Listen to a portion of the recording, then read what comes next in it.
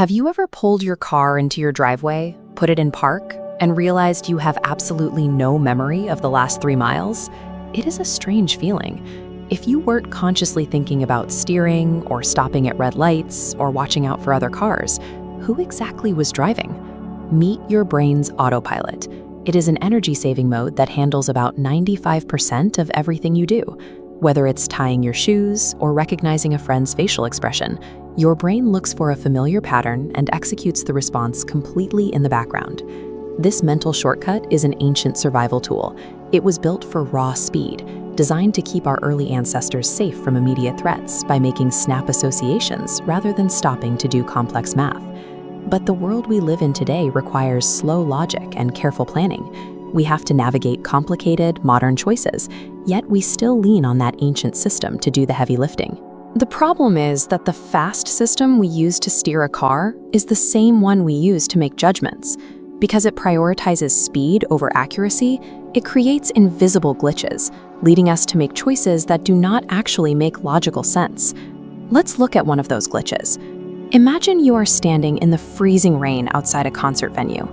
You bought a $50 ticket weeks ago, but today you feel sick, the weather is awful, and you know going inside will be a miserable experience that ruins your night. Logically, staying home is the better choice, but most of us go anyway, driven by a deep, nagging fear of wasting the $50 we've already spent.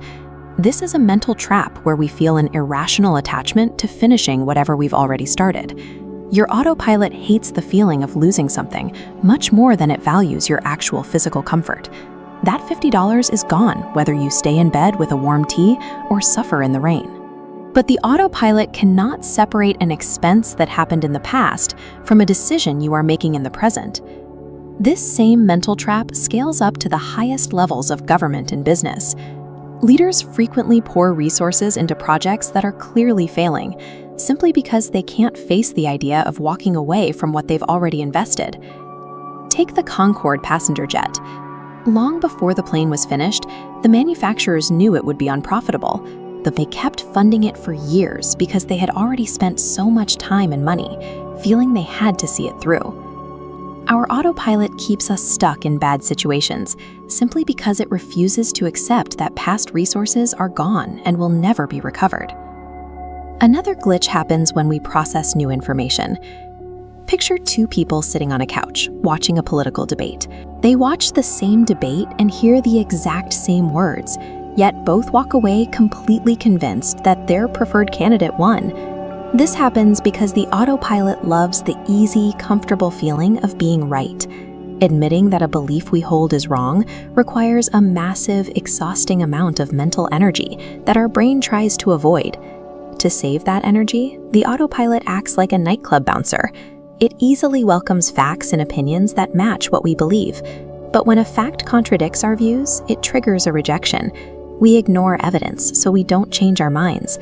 The autopilot creates a cozy, invisible bubble that protects our ego, but it leaves us blind to the actual truth of the world around us. Finally, there's the glitch in how we judge danger. Think about the difference between walking through a busy airport versus driving down a highway. Many people feel a deep physical fear of flying in a commercial airplane. Yet those same people will casually text their friends while speeding at 70 miles an hour down the interstate in a car.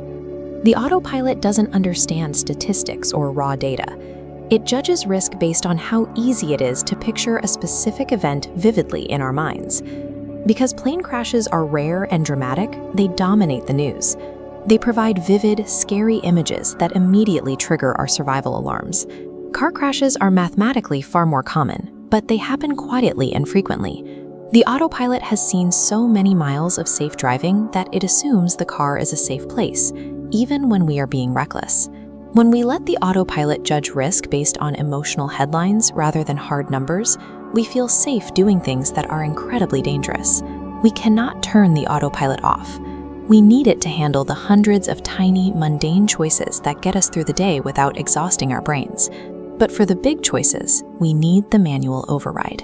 This is the slow, logical part of our brain, and activating it takes a deliberate, conscious effort to stop and think.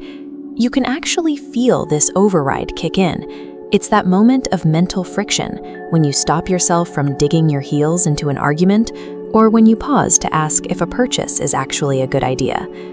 The next time you feel blindly stubborn or feel compelled to suffer through a bad choice just because you've already started it, hit the brakes, take a pause, and ask yourself who is actually driving the car.